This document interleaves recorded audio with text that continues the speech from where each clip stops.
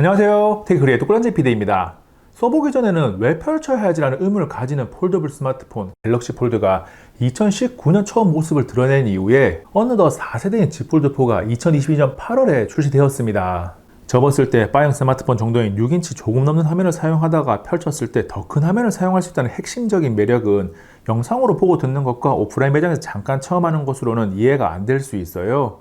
저도 처음에 큰돈을 들여서 갤럭시 폴드를 구매했던 이유가 신기술에 대한 가치를 인정했기 때문이지 다른 이유가 있었던 것은 아닙니다. 그런데 사용하면 할수록 휴대성이나 주름, 커버 디스플레이 사용성 등에서 불편한 점이 사라지진 않았지만 대화면을 사용할 수 있다는 매력이 점점 더 커지더라고요. 그래서 Z 폴드2와 Z 폴드3를 거쳐서 Z 폴드4까지 메인폰으로 계속 사용하고 있는데 이 경험을 바탕으로 갤럭시 폴드가 2세대부터 4세대까지 어떻게 변화했는지 살펴보겠습니다. 첫 제품이 나오고 나서 이제 3년이 지나서 표신하게 바뀐 부분이 많거든요. 만만치 않은 가격부터 살펴보면 갤럭시 폴드가 처음 나왔을 때 가격인 239만 8천원이 갤럭시 Z 폴드2까지 이어졌는데 저장 용량이 512기가에서 256기가로 줄어들었습니다. 그 이후에 256기가를 기준으로 Z 폴드3와 Z 폴드4의 출시 가격은 199만 8,700원, 512기가는 Z 폴드3가 209만 7,700원, Z 폴드4가 211만 9,700원이에요. 다음 디자인은 접었다 펼친다는 확실한 특징이 있다 보니까 힌지가 세로로 들어가고 메인 디스플레이, 커버 디스플레이, 뒷면 3개의 면이 존재하는 큰 틀은 앞으로도 계속 유지됩니다. 그런데 자세히 보면 이것저것 바뀌었어요. 대표적으로 Z 폴드2에서 Z 폴드3로 오면서 카메라 섬이 최소화되었고 Z 폴드4는 카메라가 커지면서 Z 폴드3와 동일한 디자인으로 크기가 커졌습니다. 힌지의 모양도 계속 변하고 있는데 세대를 동시에 보면 Z 폴드2가 확실히 더 튀어나왔고 안쪽에 디스플레이를 잡아주는 부분도 더 굵어요. Z 폴드4는 Z 폴드3와 비교해서 조금이지만 힌지가 얇아졌고 디스플레이가 접히는 부분을 보호해주는 부분도 살짝 얇아졌습니다. 그래서 펼친 상태에서 디스플레이가 접히는 부분이 Z 폴드3는 살짝 튀어나와 있는데 Z 폴드4는 튀어나오지 않아요.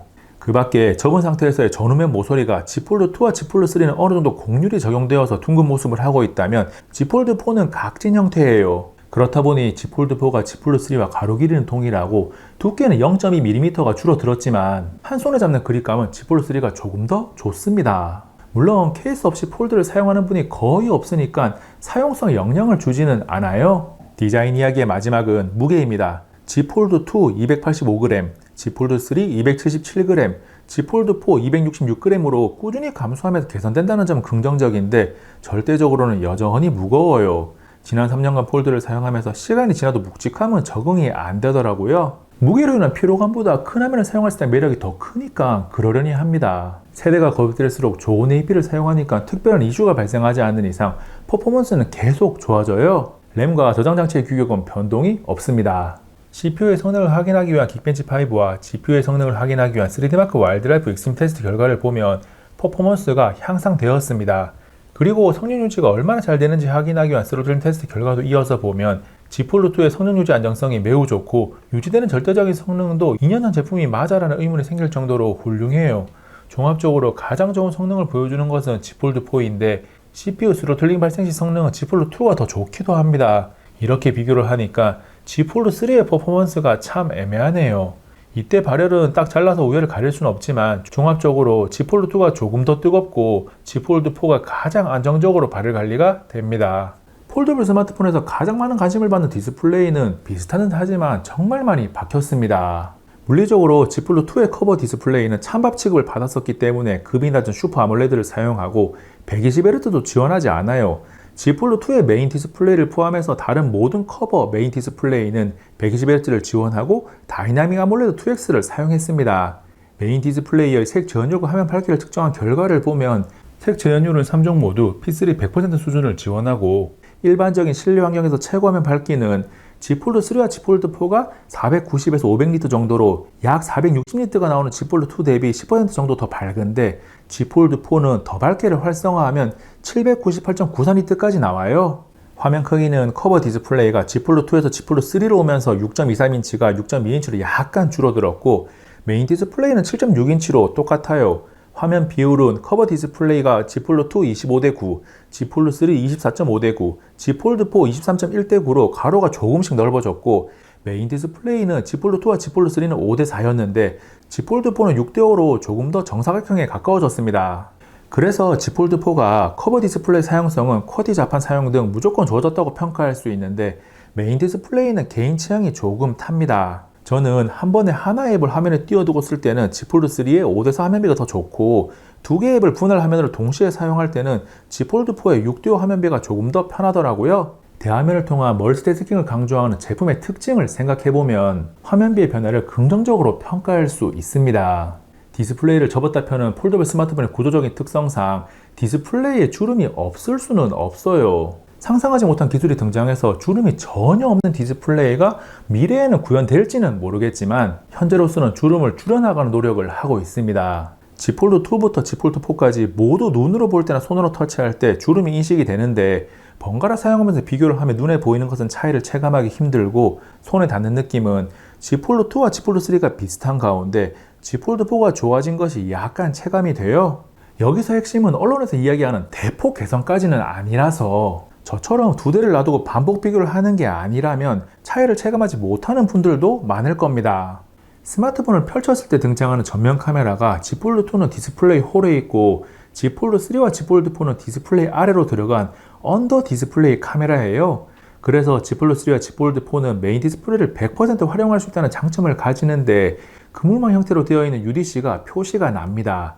Z 폴드3보다 개선된 Z 폴드4가 조금 더 표시가 안 나서 사용하기 괜찮은데 Z 폴드3도 영상을 보거나 게임을 하는 등 화면 전체를 사용할 때 그럭저럭 사용할 만해요. Z 폴드2의 홀 디스플레이보다는 더 좋거든요. 디스플레이여서 카메라는 Z 폴드2나 Z 폴드3에서도 그렇고 Z 폴드4에서도 여전히 아쉬운 부분입니다. 삼성은 폴더블 스마트폰의 S 시리즈보다 한 단계 낮은 카메라를 탑재해서 Z 폴드2는 S20보다 Z 폴드3는 S21보다 카메라 성능이 낮다고 평가를 받았어요. Z 폴드4는 그나마 다행으로 이전보다는 스펙업을 해서 S22와 거의 비슷한 수준으로 카메라를 구성했는데 S22 울트라보다는 한 수 아래로 최고 수준은 아닙니다. 200만원 정도 하는 스마트폰이니까 절대적으로 쓸만한 카메라라고 해도 아쉽다고 느끼는 것은 욕심이 아니에요. 3종의 Z 폴드로 촬영한 사진을 계속 보면 후면 광각, 전면 커버 카메라로 촬영한 사진 모두 최신일수록 더 좋습니다. 작은 디스플레이를 보고 있는 분들은 3장의 사진을 동시에 보니까 차이가 많지 않다고 느낄 수 있는데 성능 향상이 이루어졌어요. 다만 Z 폴드3와 Z 폴드4에 UDC가 들어가면서 펼쳤을 때 전면 카메라는 Z 폴드2의 결과물이 가장 좋습니다. UDC가 디스플레이 사용성은 높이지만 카메라 성능은 그다지 쓰고 싶지 않은 수준이거든요. 이쯤에서 갤럭시 Z 폴드2, Z 폴드3, Z 폴드4에 대한 한 줄 평을 해보면 Z 폴드2는 가격에 비해서 부족해 보이는 하드웨어가 눈에 띄지만 그래도 한번 써볼까 하는 생각이 들게 하는 시작점이었고 Z 폴드3는 카메라를 제외한 모든 부분에서 스펙적으로나 사용성 면에서 큰 변화를 가져가면서 대중성을 어필한 제품 정도입니다.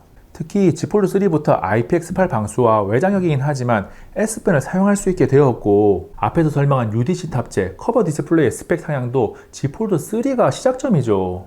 그리고 Z 폴드4는 폴더블 스마트폰의 물리적인 완성도와 사용성을 높이기 위한 노력이 느껴지는 제품이라고 정리가 되는데 국내 출시 삼성 모델 중에는 처음으로 eSIM을 사용할 수 있게 했다는 특징을 가지고 있습니다. Z 폴드4와 함께 소개된 원UI 4.1.1도 꽤나 매력적인데 하단 태스크바 사용 등 새롭게 추가된 요소들은 Z 폴드2나 Z 폴드3도 언제가 될지는 모르겠지만 업데이트되면 사용할 수 있어요. Z 폴드2, Z 폴드3, Z 폴드4를 비교하면서 이야기하자는 그 밖의 내용들을 정리해보면 배터리는 Z 폴드2가 4500mAh, Z 폴드3와 Z 폴드4가 4400mAh고 충전 속도는 최고 25W를 지원하는 것이 동일합니다. 사용시간 면에서 Z 폴드2보다는 Z 폴드3가 Z 폴드3보다는 Z 폴드4가 조금 더 길긴 한데 드라마틱한 차이가 나는 것은 아니에요. 그리고 오디오는 3종 모두 스테레오 스피커를 지원하는데 Z 폴드2와 비교해서 Z 폴드3의 스피커 소리에 조금 더 좋은 점수를 줄 수 있고 Z 폴드4는 Z 폴드3와 비교해서 거의 비슷해서 차이가 없다고 판단했습니다. 모든 요소를 100% 다 커버한 것은 아니지만 Z 폴드2, Z 폴드3, Z 폴드4의 차이점을 아주 자세하게 비교했어요. 비슷하는 하지만 Z 폴드3에서 정말 많은 변화가 있었고 Z 폴드4는 완성도를 높이기 위한 작업을 했으니까 내년에 나오는 Z 폴드5가 다시 한번 큰 변화를 겪지 않을까라는 기대를 하게 되네요. 마지막으로 Z 폴드4가 출시되고 얼마 지나지 않은 시점에 전적을 구매해도 될까라는 고민하고 있는 분들이 있다면 Z 폴드2는 큰 변화 이전의 제품이니까 무조건 패스하고 Z 폴드3는 가격적으로 Z 폴드4보다 50만 원 이상 저렴할 수 있다면 완성도가 조금 떨어지긴 하지만 선택해도 괜찮아요. 물론 비용에 대한 걱정이 없다면 최신 모델인 Z 폴드 4가 가장 좋습니다. 이번 영상은 여기까지. 다음에 또 만나요. 안녕. 잠시만요. 영상 보고 가주실 거죠? 이 영상이 제법 잘 만들었거든요. 그리고 아니면 뭐 이 영상 보고 가주셔도 되고요. 이 영상도 정말 노력을 많이 했어요. 네, 볼만할 겁니다. 둘 중에 하나는 봐주시겠죠?